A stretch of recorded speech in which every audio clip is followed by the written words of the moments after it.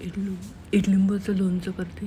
एक इडलिंबू मला मिळालं गावाकडे जातात, तो चिरला आणि त्यातल्या बिया काढल्या। इथं खोबरं घेतलं 2-3 चमचे, लसूण घेतले 10-12 पाकळ्या, हे मिक्सरमधून काढलं मी। एक इडलिंबू होता, छान लागतं इडलिंबूचं लोणचं। थोडा सुकला होता पण रस खूप होता त्याच्यामध्ये। कढईमध्ये 2-3 चमचे तेल टाकले अंदाजे, कारण तेलामुळे ते थोडं टिकेल। आणि 2 दिवस चांगलं मुरून द्यायचं आणि नंतर मग फ्रीजमध्ये ठेवायचं। हे लोणचं खूप छान आहे, आयुर्वेदिक आहे, करून खा। इथं मी लसूण आणि खोबरं मिक्सरमधून काढून घेतलं।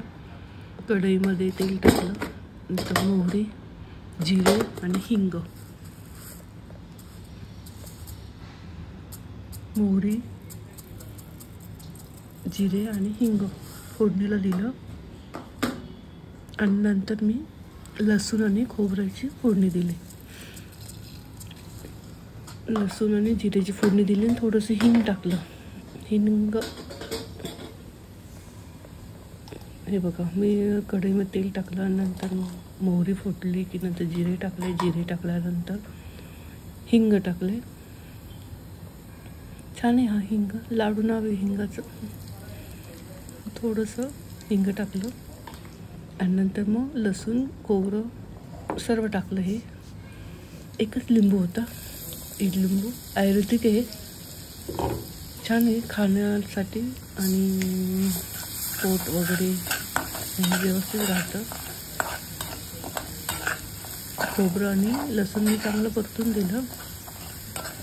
तेल टाकलं अगोदर 2-3 चमचे, नंतर मग मोहरी, जिरे, हिंग आणि लसूण आणि खोबऱ्याचं वाटण टाकलं, चांगलं परतून घ्यायचं। हे बघा, हे चांगलं परतलं।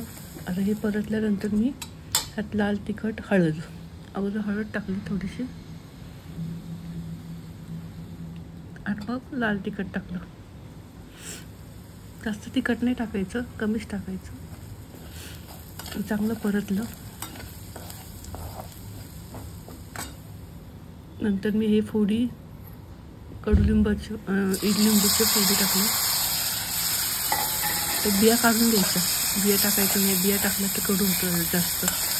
चांगलं परतून दिलं 2-3 मिनटं आणि नंतर मग त्याच्यावरती झाकण ठेवलं, कमी गॅस ठेवायचा आणि मीठ टाकलं थोडंसं, चवीपुरतं मीठ। थोडं परतायचं, खाली लागून नाही द्यायचं। एकसारखं परतल्यानंतर 3 मिनटं झाकण ठेवायचं। बघा, दिसायला पण किती छान दिसतं ना। 2-3 मिनटं झाकण ठेवायचं, कमी गॅस ठेवायचा आहे। हे बघा, असं झालं। हे परत परतून घ्यायचं छानपैकी, लागून नाही द्यायचं खाली। चांगला मसाला पण भाजला, तेल पण सुटले त्याला। आता ह्यामध्ये थोडासा गूळ टाकायचा। नंतर गुळाचा डब्बा घेतला, 2-3 खडे गुळाचे टाकले।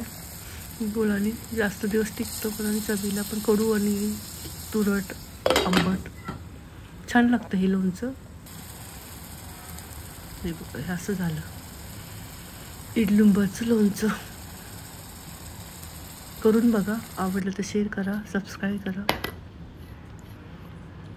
गावाकडे एक पडला होता एक लिंबू, मी आणला येताना, ते इडलिंबूचं मी लोणचं केलं। हे बघा, हे असं झालं लोणचं, खूप टेस्टी झालं।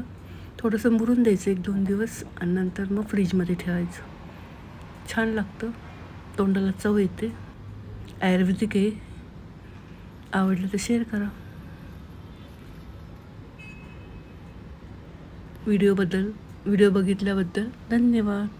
चला परत भेटू, अशीच एक रेसिपी घेऊन येते।